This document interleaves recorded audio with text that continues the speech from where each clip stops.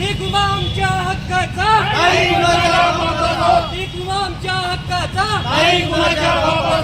शेतकऱ्याला सरसकट कर्जमाफी, पीकविमा आणि अतिवृष्टी मदतीसाठी शेतकऱ्यांच्या आंदोलन.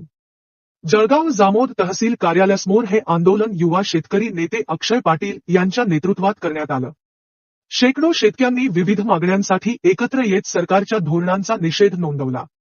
या आंदोलनात शिवदास खिरोडकर, अनिल सिंह राजपूत, सदाशिव गवई, समाधान गवई, भाऊजी पाटील, वैभव जाणे, अज्जगिरी, आकाश आटोळे, पप्पू पोटे, त्रिलोकसिंह राजपूत, फारुख शेख, संतोष गणगे, अनंता मारोडे, आदर्श निंबाळकर, गजानन ढगे, रवी भालतडक, भिकाजी वानखडे, ज्ञानेश्वर चोपडे, ज्वालासिंग राजपूत यांच्यासह मोठ्या संख्येने शेतकरी सहभागी झाले.